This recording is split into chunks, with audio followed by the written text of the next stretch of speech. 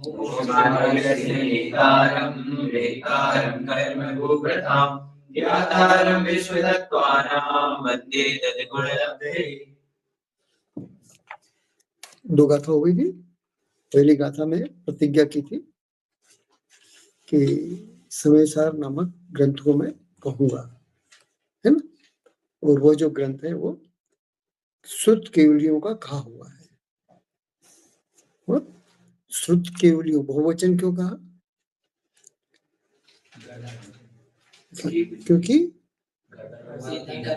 क्योंकि सभी ने कहा है उसको। क्या? हाँ, जितने भी श्रुत केवली हुए हैं उन सभी ने इसे कहा। ऐसा है ना, तो किसी एक का कहा हुआ मैं नहीं कह रहा हूं। अभी इसमें ये सब नहीं आया है क्या कि मैंने श्रुत केवलियों से पढ़ा या मैंने श्रुत केवलियों से का साक्षात दर्शन किए और उनके मुख से मैंने सुना, ऐसा कुछ यहाँ नहीं कहा है ना।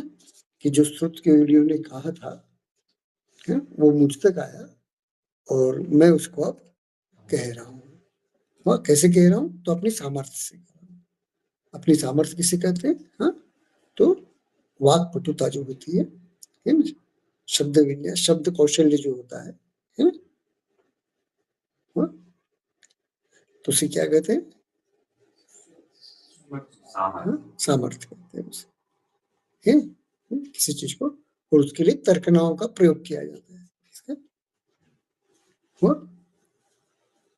तो इसमें जो युक्तियां हैं, जो तर्कना है, वो कुंदाचार्य जी की है। और जो मूल विषय है वो गंधर्व भगवान का है। और उसका जो शब्द विन्यास है वो कुंदाचार्य जी है ना। ये पूरा विषय अपन ले चुके हैं। फिर दूसरी गाथा में क्या कहा था कि जो जीव है वो चरित्र, दर्शन और ज्ञानमय है ना सरल। तो जो जीव चरित्र, दर्शन और ज्ञानमय है वो स्वसमय है। तो स्वसमय जान, तो स्वसमय किसे कह दिया? जीव को कह दिया है कि नहीं। समय किसे कह दिया? तो जीव को। संबंध दो प्रकार के, एक तादात्म्य और एक संयोग, है ना। वो तो यहाँ पर तादात्म्य संबंध है। तो जो तादात्म्य संबंध में तादात्म्य संबंध मानता है वो स्वसमय है। और जो जहां दो का बंध होता है उस बंध को जो तादात्म्य संबंध मान लेता है ना, वो पर समय कहलाता है। हुआ तो दोनों जीव हैं और दोनों समय कहलाते हैं। क्या कहलाते हैं?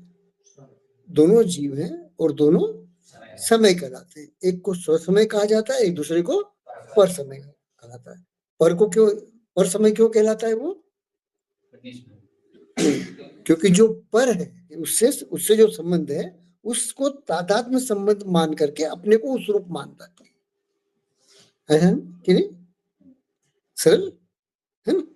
पर क्यों कह दिया? हाँ, क्योंकि पर को वो क्या करता है?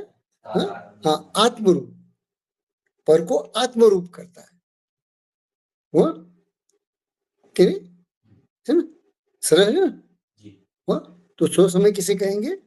तो जो तादाद में है, जिनके साथ जीव का तादाद में है ना, उन्हीं उनमें जो स्थित रहता है, मतलब उन्हें ही जो जीव के गुण मानता है कि नहीं, हाँ, उसको स्वसमय जानना। अभी दर्शन ज्ञान चरित्र की परिभाषा में मत जाना। क्या अभी क्या करना? हाँ, जो समझाया था ना, हाँ? उतना मस्तिष्क में रखते हुए दर्शन ज्ञान चरित्र की परिभाषा की तरफ अभी मत जाना, है ना। खाली इतना सा जानना कि ये तीनों एक ज्ञान गुण की पर्याय है। किसकी? एक ज्ञान गुण का परिणमन, बस इतना सा मस्तिष्क में रखना। और पुद्गल कर्म प्रदेश क्या है? तो जीव नहीं है, ठीक है, हाँ, लेकिन उस पुद्गल कर्म प्रदेशों को अर्थात शरीर को जीव मानना, उनमें जीवत्व तो स्वीकार करना। हाँ?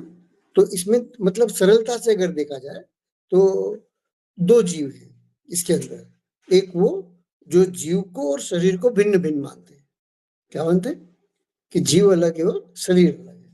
और जीव को चेतनमय मानते हैं, है ना, और शरीर को चेतनमय नहीं मानते, है ना। एक तो वे लोग हैं और दूसरे वे हैं जो कि शरीर को ही जीव मानते हैं। है ना? तो कौन है वो जो शरीर को जीव मानते हैं? नहीं, उनका नाम क्या है? हाँ, कौन? चारवाक। चारवाक क्या मानते हैं? कि शरीर ही जीव है। आया ध्यान में? हाँ, शरीर के अतिरिक्त कोई जीव नहीं है। हुआ स्पष्ट? हाँ, सरल है ना? हाँ, अब जैसे हम लोग हैं, तो हम लोग शरीर को जीव मानने वालों में से हैं क्या? हाँ, कैसे पता चलता है? यदि हमने यह माना होता कि शरीर जीव है, जो शरीर है ना, वो क्या है?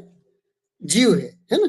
ये पूरा समझाया हुआ है मेरा, याद आ जाएगा जैसे ही मैं बोलूंगा तुरंत याद आ जाएगा कि जो शरीर है उसको यदि हमने जीव माना होता तो हम उसकी मृत्यु के बाद उसको क्या अग्नि पे रख सकते थे? जला सकते थे उसको? नहीं जला सकते। है ध्यान में कि नहीं? हम जलाते हैं तभी जब हम शरीर को जीव नहीं मानते।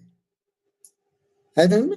हाँ, जिन लोगों ने शरीर को जीव माना उन्होंने पिरामिड बनाया क्या कि कालांतर में ये जीव उठेगा। है ध्यान में कि नहीं है? हाँ, जैसे मुसलमान लोग जलाते क्यों नहीं है, गाड़ते क्यों है? तो उनके हिसाब से वो गहरी नींद में सो गया है और कयामत के दिन उसको जगाया जाएगा। है कि नहीं? हाँ, जैसे गर्भ में कुछ नहीं से बहुत कुछ बना दिया गया मनुष्य को, है ना, कुछ नहीं से, वैसे ही गाड़ने के बाद यदि कुछ नहीं रूप भी वो हो गया है तो उनके परमेश्वर में इतनी शक्ति है कि वो उसको फिर से जिस रूप से उसको शरीर दिया था उस रूप से कर देंगे। है, इसलिए वो जलाते नहीं। ऐसा क्लियर है ना? वो क्या क्या किया जाएगा? उनको फिर से जीवित कर दिया जाएगा, है, नींद से जगा दिया जाएगा और उसके बाद फिर कयामत के दिन उनका हिसाब होगा। तब तक वो कहाँ रहेंगे? हाँ, कहाँ रहेंगे तब तक वो? हाँ, कब्र में रहेंगे। है कि नहीं? शहंशाह शाहजहां और उसकी बेगम कहाँ है अभी? कहाँ है? ताजमहल, है ना? हुआ? हाँ, और वे लोग जो शरीर और जीव को पृथक पृथक मानते हुए क्या करते हैं? हाँ, वे शरीर को जला देते हैं। क्या करते हैं? है, शरीर को नष्ट कर देते हैं। वह क्यों? क्योंकि वो हमारे किसी काम का अब है नहीं। और जलाते क्यों है? अगर यूं ही छोड़ देंगे तो शरीर की जो हमारा प्रिय था उसके शरीर के प्रति राग सहज ही हो जाता है, तो उसके शरीर की दुर्गति ना हो। है, इस उद्देश्य से हम लोग उसको क्या कर लेते हैं? हाँ, जला देते, जला करके राख बना देते। हुआ? हुआ ना स्पष्ट? हाँ, तो हम वे जितने भी धर्म वाले हैं जो शरीर को जीव नहीं मानते, क्या जितने भी धर्म वाले हैं, हुआ? इस कारण से जैसे हम है वैसे ही वे भी। हुआ स्पष्ट? हाँ, इसमें कोई अनूठी बात कही गई हो ऐसा नहीं। हुआ कि नहीं? बात पकड़ में आ रही है? हाँ, ये वो विषय है जो हमारे प्रतिदिन का चर्चा का विषय करीब करीब, है ना? जितने भी अध्यात्म प्रेमी है, अध्यात्म प्रेमियों का एक ऐसा विषय है ये। हाँ, ये प्रिय विषय। हुआ? बात आई समझ में कि नहीं आई? हाँ, अच्छे से। हाँ, तो कितनी सी बात समझाई इसके अंदर कि जो जीव था, जो चरित्र दर्शन और ज्ञान का धारी था, हुआ? जो, हाँ, जो दर्शन के कारण श्रद्धावान था, हुआ? ज्ञान के कारण ज्ञानवान था, और रागादि का परिहार करने के कारण चरित्रवान था, अथवा दर्शन के कारण देख रहा था, दर्शन के कारण देख रहा था, ज्ञान के कारण जान रहा था, हुआ? और चरित्र के कारण परिणमन कर रहा था। ये तीन चीजें होती, ये तीन गुण जिसमें होते हैं उसको संसारी कहते हैं। और ये तीन गुण सम्यक दृष्टि और मिथ्या दृष्टि ऐसे सभी संसारी जीवों में पाए जाते हैं। क्या? संसारी जीव सिर्फ ज्ञाता दृष्टा नहीं होता है कि नहीं? और जो ज्ञाता दृष्टा होते हैं वे प्रवृत्ति नहीं करते। हुआ कि नहीं? है ना? वो चूंकि प्रवृत्ति नहीं करते मौनी के भाव में, इसलिए उनके द्वारा प्रवृत्तियां जो की जाती हैं वो औदयिकी होने पर भी क्षयिकी कहलाती है। लेकिन हम लोगों की प्रवृत्ति क्या क्षयिकी कहलाती है? नहीं कह रहा था। इसका अर्थ क्या हुआ, है ना? ऐसा कहाँ कहा गया है? तो ऐसा चरित्र प्रावृत जी और प्रवचन सार जी के प्रथम अध्याय में स्वयं कुंदकुंदाचार्य जी द्वारा कहा गया है। वह स्पष्ट? हाँ, सरल बात पकड़ में है कि नहीं है? हाँ, तो कितनी सरल बात कही है यहाँ पर, है ना? शब्द संरचना कठिन है, बाकी जो विषय है वो कैसा है, एकदम सरल है ना? कि हम शरीर को क्या, जीव को क्या मानते हैं, तो चेतना गुण युक्त मानते हैं। उस चेतना गुण का कितने प्रकार से परिणमन करता है, तो दर्शन रूप से परिणमन करता है, देखने रूप से, ज्ञान मतलब जानने रूप से परिणमन करता है, और चारित्र मतलब प्रवृत्ति रूप से, परिणमन रूप से वो परिणमन करता है। तो जो जीव ऐसा अनुभव में आता है, यदि मैंने अपने आप को इस प्रकार से अनुभव किया कि यह जो मैं देख रहा हूं, यह जो मैं जान रहा हूं, और यह जो मैं परिणमन कर रहा हूं, प्रवृत्ति कर रहा हूं, यह मैं हूं, तो तुम स्वसमय हो, है ना? हाँ? और इससे विपरीत हो तो, इससे विपरीत मतलब जो मैं नहीं हूं, शरीर, है ना? कि शरीर की उत्पत्ति के अपने एक हेतु है, और वो हेतु पुद्गल है, क्या है ना? हाँ, तो उस शरीर, वो जो शरीर पर है, उस शरीर में मेरी बुद्धि क्या हो गई कि मैं ही हो स्पष्ट कि नहीं? जो देख रहा है वो मेरा शरीर देख रहा है, जो जान रहा है वो मेरा शरीर जान रहा है, हुआ? और जो प्रवृत्ति कर रहा है वो मेरा शरीर कर रहा है, हुआ? तो यह जो देख रहा है, जान रहा है और प्रवृत्ति कर रहा है, यह शरीर ही मैं हूं, क्योंकि मैं इसके अलावा और कुछ करते हुए अनुभव में नहीं लाता हूं। शरीर के द्वारा मैं यही सब करता हूं ना, हाँ, क्यों कुछ करता हूं, है ना? हुआ? अच्छे से मन के 3 विषय बताए थे, दृष्ट, श्रुत और अनुभूत, है ना? मैं बस ये 3 ही चीज करता हूं शरीर के द्वारा, है ना? दृष्ट, आंखों से देख करके, जो जिन्हें मैं आंखों से देख सकता हूं, वो मन के विषय है। श्रुत, उसके पहले अनुभूत, अनुभूत किसे कहेंगे? जो स्पर्श, रसना और घ्राण के द्वारा अनुभव किए जाते हैं, हाँ, लेकिन उन्हें देखा नहीं जा सकता। सुगंध को देख सकते हैं अपन, यद्यपि उसके परमाणु होते हैं, क्या? अगर परमाणु ना हो तो वो पुद्गल न कहलाए। स्वाद को देख सकते हैं? नहीं देख सकते। स्पर्श को देख सकते हैं, हल्का भारी वगैरह को, उसको खाली हम अनुभव कर सकते हैं, है? तो जो इन 3 इंद्रियों के द्वारा अनुभव में आती है, उन्हें अनुभूत कहेंगे। और श्रुत किसे कहेंगे? तो जो स्पर्शन, रसना, घ्राण और चक्षु, इनमें से किसी भी इंद्रिय का विषय नहीं, वो हम सुन करके जानते हैं उसको। कैसे जानते हैं? हाँ, श्रुत के द्वारा। जैसे मैं अमेरिका होकर के आया और मैंने वहां के बारे में बताया, तो अब क्या हो गया? क्योंकि मैं तुम लोगों के लिए प्रमाण हूं, तो तुम्हारे लिए वो बातें क्या हो गई? जो अमेरिका में मैं देख करके आया और उसे मैंने कहा, तो तुम्हारे लिए क्या हो गई? प्रमाण हो गई, है? अब उसको क्या करोगे तुम? जब भी अवसर आएगा तो उसे कहोगे, है ना? कोई इससे विपरीत बात कहेगा तो नहीं, अमेरिका में ऐसा नहीं है, अमेरिका में तो ऐसा है ना? जैसे अमेरिका में जाके आए, मान लो, है ना, कोई व्यक्ति अमेरिका जा करके आया, है ना, और वहां पर वो ड्राइवर लेस, मतलब ड्राइवरहीन कार के अंदर बैठ करके आया, और उसने बतलाया ऐसे ऐसे होते कि उसके अंदर ड्राइवर नहीं होता है, खाली पैसेंजर होते हैं, है ना? हुआ? अब वो व्यक्ति आपके लिए प्रमाण था, है कि नहीं? हाँ, अब कोई यह कहे कि अमेरिका में ड्राइवर ही कार चलाते हैं, तो तुरंत क्या बोलोगे? अरे नहीं, ऐसा नहीं है ना? अब ये तुमने तो देखा नहीं है, और जो आया उसने फोटो भी नहीं दिखलाई, वीडियो भी नहीं दिखलाई, जैसे पूर्व में होता था, है ना? वो तो प्रमाण हो जाएगा कि नहीं हो जाएगा? तो सुन करके, ऐसे ही जो आत्मा के बारे में हम जानते हैं, तो कैसे जानते हैं?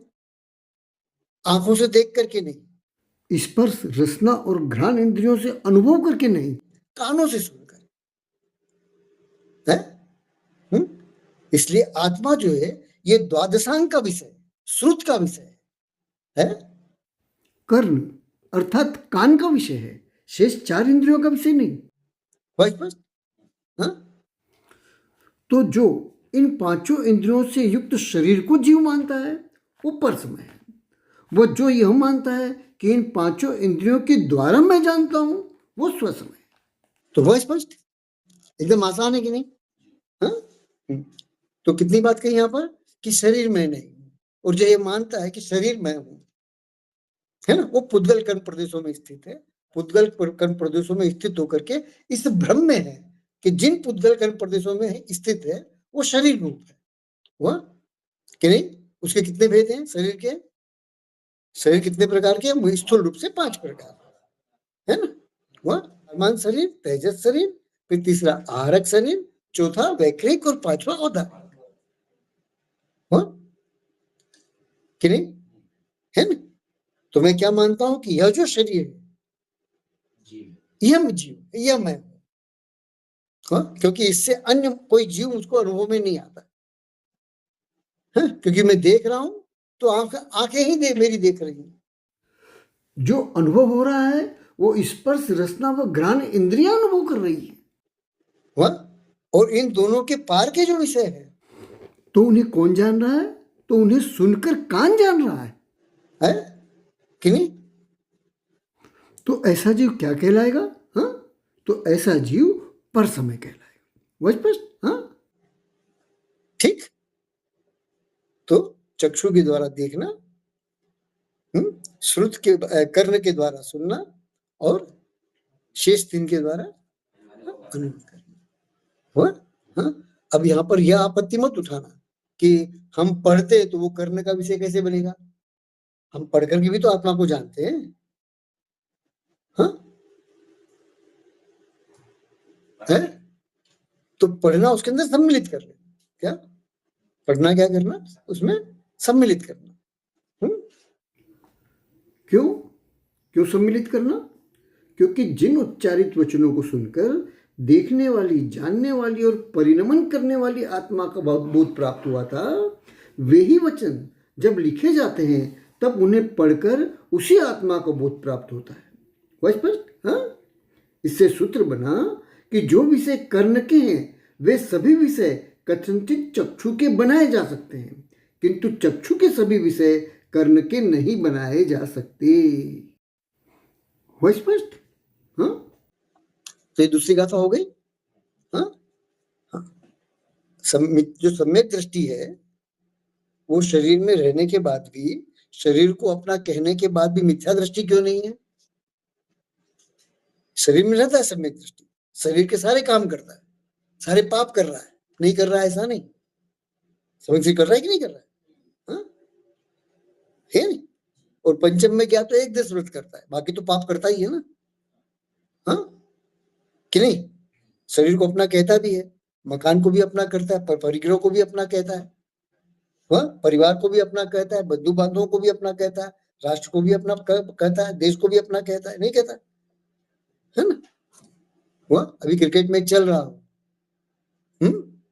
और इंडिया जीतने के करीब हो तो कैसा महसूस होता है? हाँ? और हारने के करीब हो तो होता है कि नहीं होता? हाँ? तो ये सब चीजें सम्यक दृष्टि को भी होगी, तो क्यों उसके बाद भी वो मिथ्या दृष्टि क्यों नहीं है? मानता नहीं है। हाँ, क्या उसकी मान्यता में, क्या उसकी धारणा में क्या है? हाँ, कि यह मेरे हो सकते हैं, हाँ? लेकिन मैं नहीं हो सकता। कितना अंतर आ गया? मैं और मेरे में कितना अंतर आ गया, है ना? मेरे ये परिग्रह बातवाचक है, मेरे क्या है? ये परिग्रह वाचक है, और मैं ये मोहनी वाचक है, दर्शन मोहनी वाचक है, ये मिथ्यात्व वाचक है। पकड़ में आ रही बात कि नहीं? हाँ, है ना? तो एकदम बहुत क्लिष्ट विषय नहीं है, समय सारथी के अंदर बहुत क्लिष्ट विषय नहीं है, और इसमें सिर्फ मूल रूप से जिसका खंडन किया गया, मूल रूप से वो 4 वाक्य, जो पर को जीव कहता है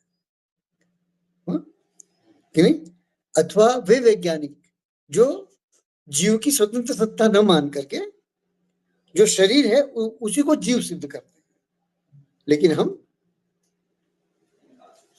हाँ, हम दोनों को एक नहीं मानते। हाँ, शरीर मेरा हो सकता है लेकिन शरीर मैं नहीं हो सकता।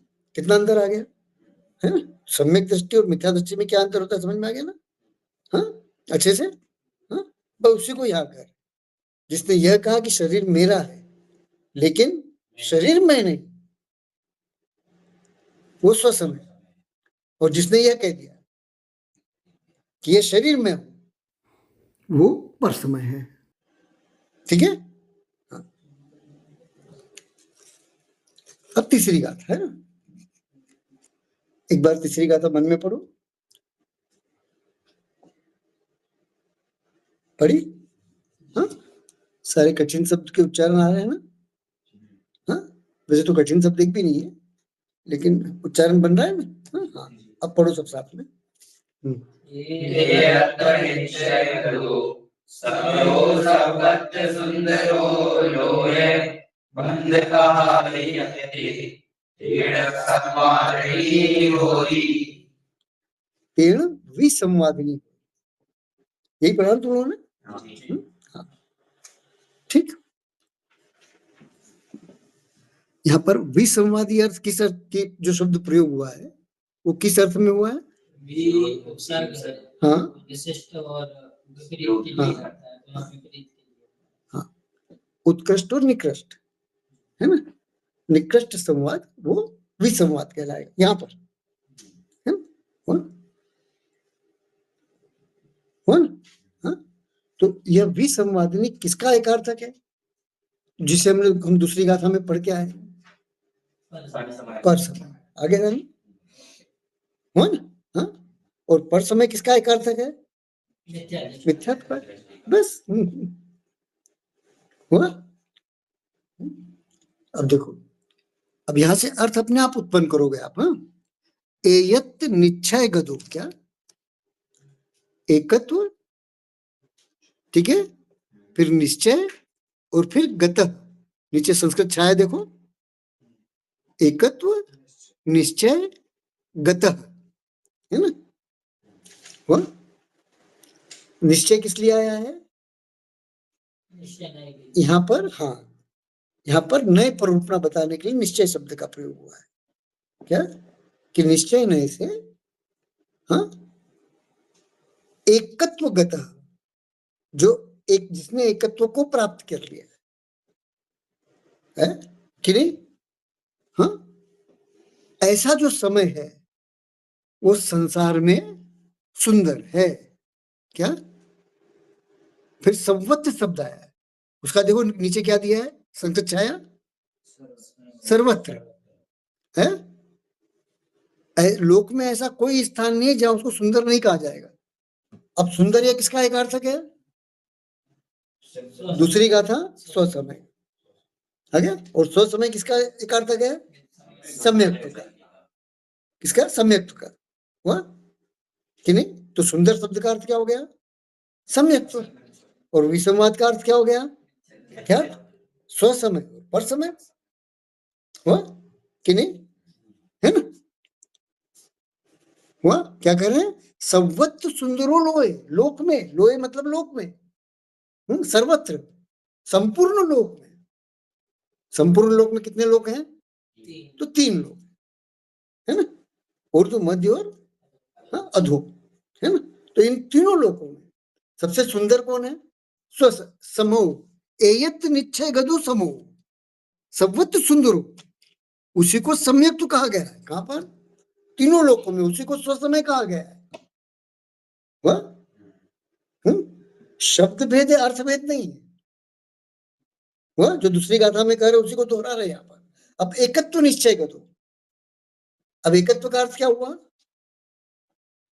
हाँ, जहां प्रदेश भिन्नता नहीं है उसको एकत्व कहते हैं। अभी लिया ना दूसरी गाथा में, एकत्व किसे कहोगे? हाँ, हाँ, और किसमें एकत्व? तो दर्शन ज्ञान चरित्र और जीव में एकत्व। किसमें है ना? दर्शन ज्ञान चरित्र और जीव में जहां पृथकत्व नहीं है तो क्या है? एकत्व है। हुआ? अब बंद दोनों जगह है। तादात्म्य में भी बंद है और संयोग में भी बंद है वह, लेकिन वह बंद जो एकत्व की सूचना देता है, जो तादात्म्य की सूचना देता है, वो संसार में सर्वत्र पूरे लोक में, तीनों लोकों में जो है ना, वो समय जो है वो सुंदर है। समय मतलब जीव, वह तो दूसरी गाथा चले जाता है ना पार्थ में, हाँ गाथा में ही है वो तो, हाँ जो जीव, वह स्पष्ट है कि वो जो जीव है वो कैसा है संसार में, हाँ उससे सुंदर कोई नहीं है। सुंदर मतलब सम्यक, वह सुंदर विशेषण है, सुंदर शब्द के द्वारा उसको गौरव प्रदान किया गया, किसको, सम्यक दर्शन। वह सुंदर किसे कहते हैं, जो लुभावना होता है, जो चित्ताकर्षक होता है कि नहीं, जिसको देखते ही उसकी स्तुति करने को मन करता है ना, हुआ कि नहीं, हाँ जिसमें दूषण नहीं दिखते हैं, जो दोष रहित होता है हुआ कि नहीं, सरल अच्छे से, हाँ तो ऐसा कौन है संसार में, तो सम्यक तो है, स्वसमय है हुआ, ठीक है, हाँ शब्द भेद है, अर्थ भेद नहीं है। गाथा 2 में जो कहा उसी को यहाँ पर क्या कर रहे हैं, दोहरा रहे हैं। तो एकत्व निश्चय का तो समझ में आया, निश्चय यह एक प्ररूपणा की शैली है, क्या सत्य को प्रकट करने का एक विधा है, क्या है निश्चय, है ना। इसका जो प्रतिपक्षी है वो व्यवहार है ना, व्यवहार भी सत्य को प्रकट करता है और निश्चय भी सत्य को प्रकट करता है, हुआ कि नहीं, ये भी आगे आएगा क्या, है ना। लेकिन निश्चय जिसे सत्य कहता है उसे व्यवहार सत्य नहीं कहता, और जिसे व्यवहार सत्य कहता है उसे निश्चय सत्य नहीं कहता। क्यों ऐसा,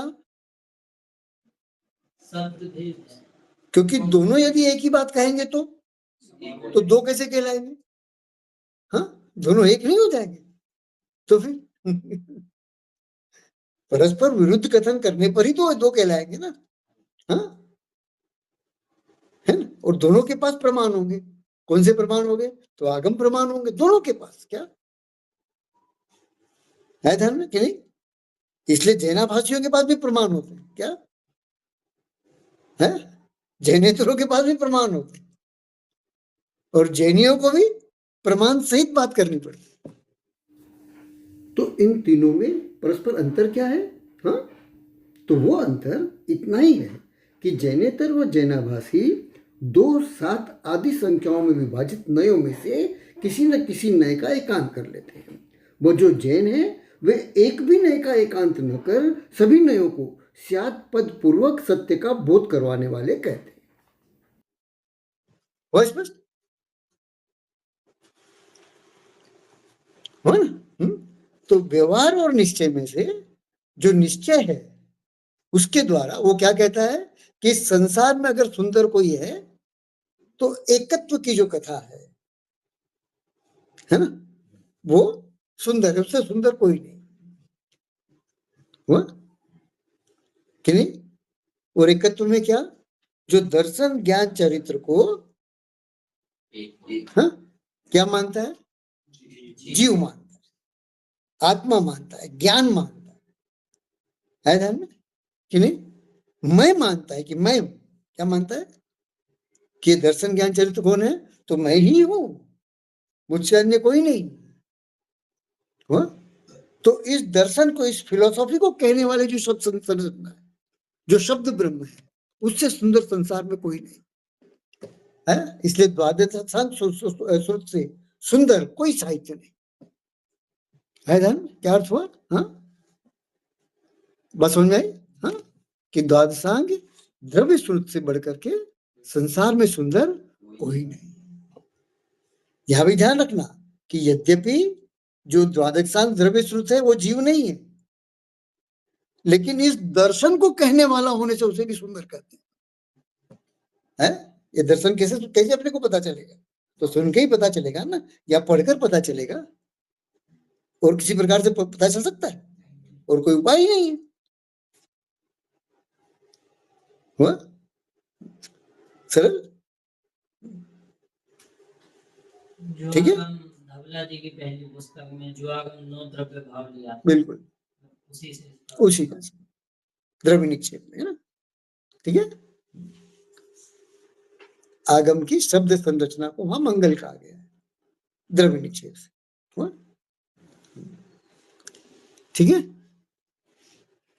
धवला जी की पहली पुस्तक में, है ना? द्रव्य निक्षेप का जहां वर्णन है शुरू में वहां पर। हो स्पष्ट? हाँ? अब वहां विवक्षा है ना, वो विवक्षा क्या है? तो अर्थ का शब्द में उपचार करके शब्द को सुंदर कह दिया है। अर्थ का शब्द में, आसानी के लिए बोल रहा हूं आप लोगों की, कि आसानी से चीज समझ में आए, कि अर्थ का शब्द में उपचार करके शब्द को सुंदर कह दिया, द्वादशांग को सुंदर कह दिया, है ना? फिर क्या कह रहे हैं कि एयत निश्चय को, तो निश्चय में से, हाँ, जो एकत्व को प्राप्त है, क्या बंध तो वहां भी है, क्या गुण गुण में बंध वहां भी है, लेकिन प्रदेश भिन्नता नहीं, क्या वो बंध जिसमें प्रदेश भिन्नता नहीं होने से एकत्व है, वो ना स्पष्ट? हाँ? किस प्रकार का बंध है? हाँ, संयोग से विपरीत तादात्म्य रूप बंध है, हुआ कि नहीं? वो जो समय है उससे सुंदर संसार में कोई नहीं। हाँ? इसलिए क्या करो, दर्शन ज्ञान चरित्र को मैं, और मैं को दर्शन ज्ञान चरित्र मानो। जिसने मैं को दर्शन ज्ञान चरित्र मान लिया और दर्शन ज्ञान चरित्र को मैं मान लिया, उससे सुंदर संसार में कोई नहीं। हुआ? और वो दर्शन ज्ञान चरित्र क्या है? तो दर्शन से दृष्टा, ज्ञान से ज्ञाता, और चारित्र से नित्य परिणमन स्वभाव वाला आत्मा अर्थात समय है। हुआ? अब बंध ऊपर हो गया तादात्म्य रूप से। अब नीचे क्या कह रहे हैं? बंध कहा एयत्ते, क्या एयत्ते मतलब एकत्वे। देखो नीचे संस्कृत छाया देख लो आसानी के लिए। वैसे प्राकृत सरल है, क्या है ना? मिला? हुआ ना? क्या बंध कहा, कहा मतलब कथा, कहा का क्या हो जाएगा? कथा, है ना? जो बंध की कथा है वो उस एकत्व में क्या है? हाँ, एकत्व में विषमवाद का अर्थ क्या लिया अपन ने? हाँ हाँ, वो पर समय को करने वाली है, वो मिथ्यात्व को करने वाली, वो विसंवाद को उत्पन्न करने वाली। हुआ स्पष्ट कि नहीं? सरल है ना? हुआ ना अच्छे से? हाँ, क्यों? क्योंकि यहां जो बंध का एकत्व में जो क्या बोलते, एकत्व में जो पर समयता लेकर के आती है ना? वो उन दो द्रव्यों में बंध की कथा है जिसमें प्रदेश भिन्नता है। क्या हुआ स्पष्ट? हाँ, दो ऐसे द्रव्य जिनमें प्रदेश भिन्नता है, उनमें किसी कारण से बंध हुआ है, तो उस बंध को जो एक मान रहा है, वो दोनों भिन्न भिन्न ऐसा नहीं मान रहा है। जबकि उसका अनुभव है कि जो दो में बंध अगर पाया जाता है तो दो में जो बंध है वो एकत्व को उत्पन्न नहीं करता। जैसे नमकीन पानी है, समुद्र का पानी, समुद्र के पानी से पानी को और नमक को अलग अलग किया जा सकता है कि नहीं?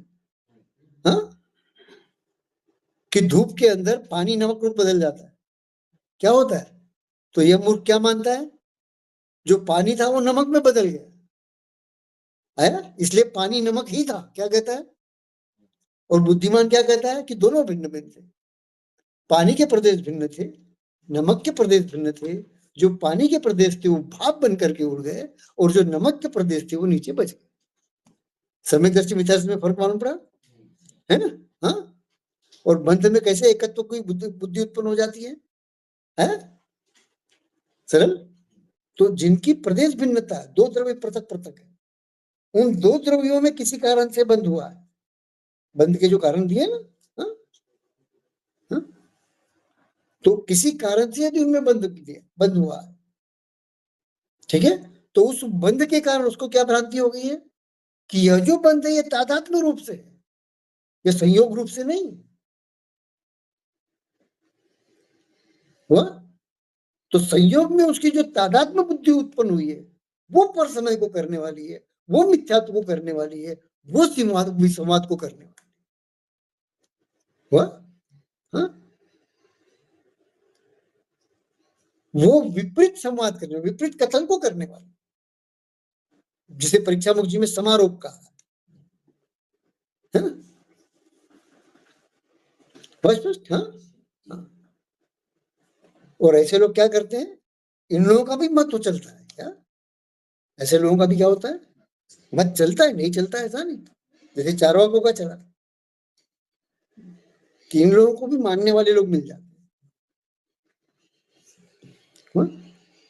तो समझ में आया ना बंद कथा।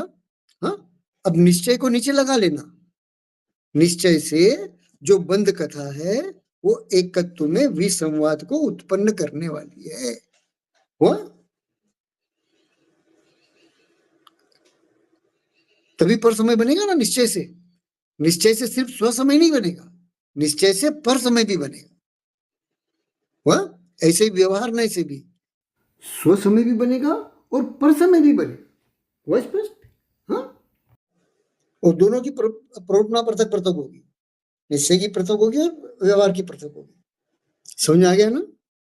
हाँ, नीचे वाला क्या कह रहा है, बंद कथा का अर्थ क्या है कि शरीर मैं हूं, क्या कह रहा है कि जो शरीर है वो मैं हूं, और जो मैं हूं वो शरीर है। वो जैसे इसकी धारणा है वे सभी विसंवादी लोग हैं, विपरीत कथन करने वाले लोग संसार में स्वयं भटक रहे हैं और अन्यों को भटकाने वाले हैं। उपल नाव है, पत्थर की नाव की तरह है ना। हाँ, सरल है ना। लेकिन जो प्रदेश भिन्नता होने के कारण शरीर को जीव नहीं कहते और जीव को शरीर नहीं कहते, है ना। वह ऐसे जीव से सुंदर इस संसार में और कोई नहीं है। वह है ना। अब एकत्व तो तीनों में लगेगा, दर्शन में, ज्ञान में, चारित्र में। वह दर्शन भी जीव है, ज्ञान भी जीव है, चरित्र भी जीव है, ये तीनों एक जीव है। वह सर इन तीनों को तीन जीव नहीं मानना है। हाँ, ये तीन मिलकर के एक जीव। हाँ? अगर तीन को तीन मानोगे तो जीव तीन हो जाएंगे, है ना। तो एकत्व तो समझ में आया ना कैसे। हाँ, हाँ। और जो तत्वार्थ जी में कहा है दर्शन ज्ञान चारित्रानि मोक्ष मार्ग, उसको कैसे करोगे, वहां तो तीनों की एकता बताइए। तीनों की एकता कब होगी, जब ये तीनों एक ही द्रव्य के गुण होंगे तभी ना। हाँ, कब होगी, है कि नहीं। एकदम आसान है कि नहीं समझ सा। हाँ, कि कठिन है, शैली में कठिन है क्या, लेकिन उसका जो अर्थ है वो बहुत आसान है क्या।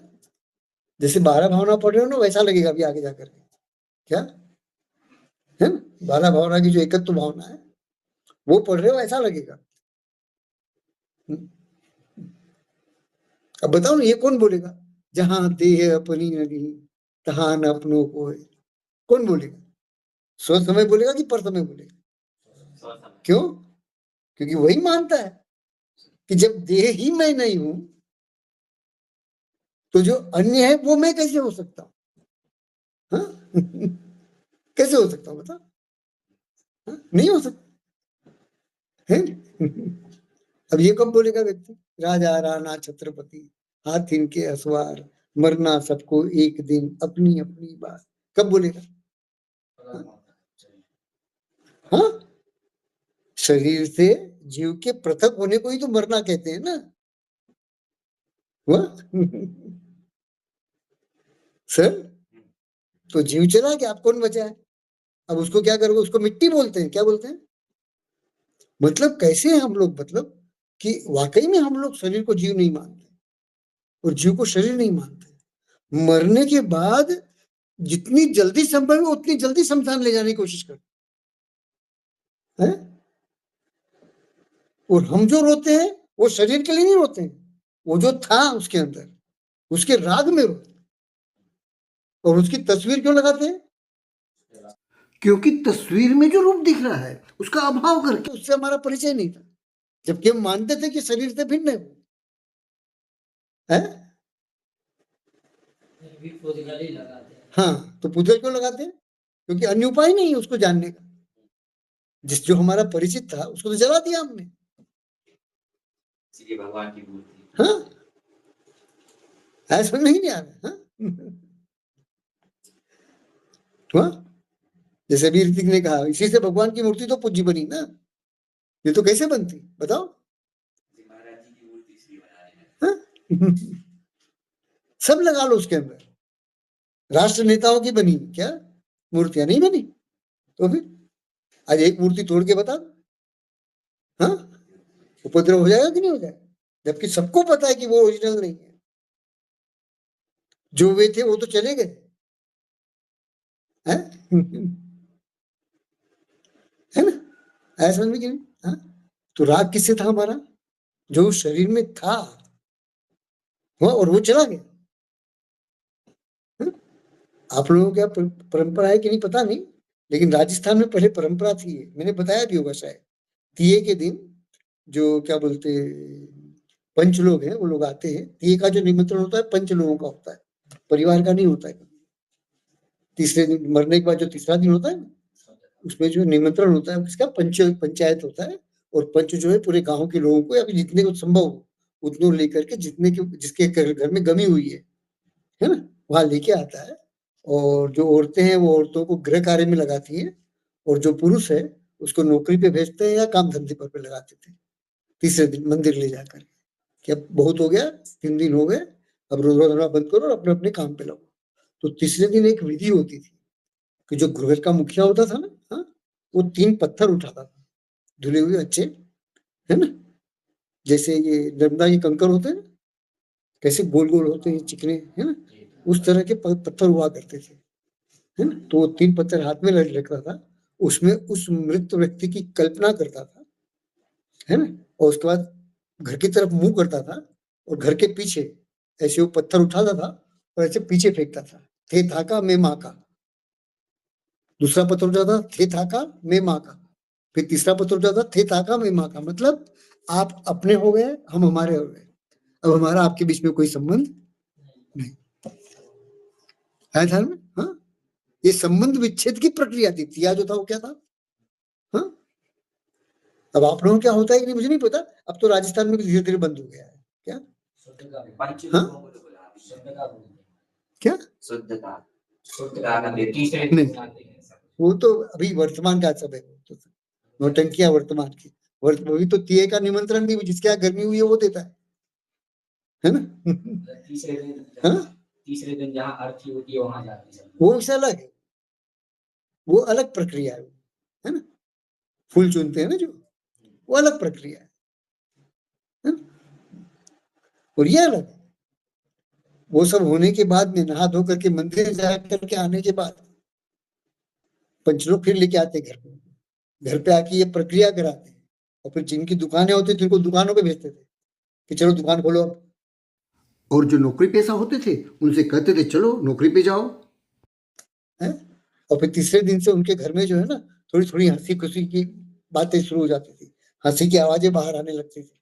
और 13वीं आते आते पूरा गम जो है वो धुल जाता। तो फिर 13वीं के दिन जो मुखिया था, 13वीं का जो भोजन होता है ना, वो मृत भोजन नहीं होता है? हाँ, वो राज्याभिषेक का वो अभिषेक, वो राज्याभिषेक का वो भोजन है। उस दिन बाजे बजते, मीठा बनता है कि अब ये इस घर का मुखिया है, अब ये इस घर का राजा है, ये इसके स्थान पर अब ये यहाँ पर इस घर की व्यवस्था संभालेगा या संभालेगी। ये उस रूप था, है ध्यान। वो तीसरे मतलब जो मर गया उसकी याद में नहीं दिया जाता वो भोजन, है समझ में कि नहीं? हाँ, कभी इसको अच्छे से विस्तार से बताएंगे, अभी तो सामान्य से इतना सा समझ लो बस, क्या कि हम लोग जो है उनमें से नहीं है जो शरीर को जीव मानते हैं और जीव को शरीर मानते हैं, है कि नहीं? हमारे डीएनए में ही नहीं है, सिर्फ हमारे में नहीं है, और जो बाकी के 4 दर्शन है उनके भी डीएनए में शरीर को जीव और जीव को शरीर मानने का कोई उपाय नहीं हुआ। हाँ, इसलिए इतना सा मान लेने भर में कोई सम्यक दृष्टि नहीं हो जाएगा, इसको मस्तिष्क में बैठाओ। क्या है ध्यान में कि खाली आपने इतना सा मान लिया कि शरीर अलग है जीव अलग है, इतने से सम्यक दृष्टि नहीं बन जाओ है। सम्यक दृष्टि होने के कई सूत्रों में से एक सूत्र ये है, ठीक है? तो इस प्रकार यहाँ पर ये तीसरी गाथा पूरी हुई है ना। अब कोई ऐसा शब्द है जिसका अर्थ मैंने नहीं बताया हो, कोई भी ऐसा शब्द, या वो अर्थ को दोबारा समझना हो या दोबारा सुनना हो, है कोई शब्द? क्या? एयत निश्चय गदो, है ना? निश्चय मतलब निश्चय नहीं, ठीक है ना? तो निश्चय नहीं क्या कहता है? हाँ, कि संसार में सुंदर कौन है, तीनों लोकों में सुंदर कौन है? तो क्या कहते हैं कि निश्चय नहीं के द्वारा कहा गया, निश्चय नहीं जिसकी प्ररूपणा करता है वो, हाँ, वो एकत्व निश्चय को प्राप्त समय जीव, निश्चय से एकत्व को प्राप्त जीव तीनों लोकों में सबसे सुंदर है। वह एकत्व मतलब पूर्व गाथा में दर्शन ज्ञान चरित्र जो कहा गया, तो दर्शन भी जीव है, दर्शन भी समय है, ज्ञान भी समय है और चारित्र भी समय है, ये तीनों एक समय है और समय जो है वो जीव है। वह दर्शन ज्ञान चरित्र से जो परिणमित है वो जीव जो है वो समय है, वह स्पष्ट, तो वही सुंदर है, उसके अतिरिक्त और कोई सुंदर नहीं है। वह हाँ, अब जब यह सुंदर है तो जो इससे विपरीत होगा वो क्या होगा? वो असुंदर होगा। तो विसंवादनी का अर्थ क्या हुआ? असुंदर हो गया। आया ध्यान में कि नहीं आया? सरल। हाँ, अर्थ कितने प्रकार से करते हैं? हाँ, शब्दार्थ, भावार्थ, आगमार्थ और मतार्थ, है ना? ठीक है। हाँ, तो यहाँ पर भावार्थ से वह आप विसंवादिनी का अर्थ असुंदर कर सकते हैं, और ऐसे ही पहली पंक्ति में आए सुंदर शब्द का अर्थ सुसंवादिनी कर सकते हैं, हुआ कि नहीं? ठीक है। हाँ, तो कौन है असुंदर? तो बंध कहा। हाँ, दो भिन्न भिन्न प्रदेश वालों में, क्या? दो भिन्न भिन्न प्रदेश वाले द्रव्यों में जो किसी कारण से बंध हुआ है ना, उस बंध को जो एकत्व कहता है वह, उससे असुंदर इस संसार में दूसरा कोई नहीं है। वह क्यों?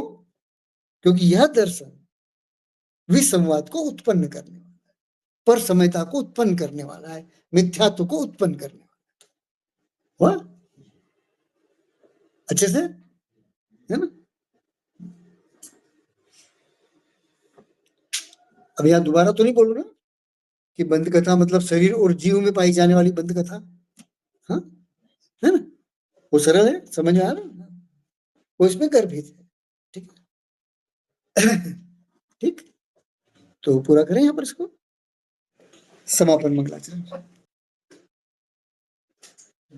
वाणी के ज्ञान से सूझे लोकालो, सो वाणी मस्तक धरो सदा हेतु मूलो, तेज वाणी भारती कोई न बोध निरय, जो देवी शरणागते सो पावे सुख चैन, देव भजो अरहंत को गुरु से हो निर्धन, दया धर्म सदा यही मोक्ष का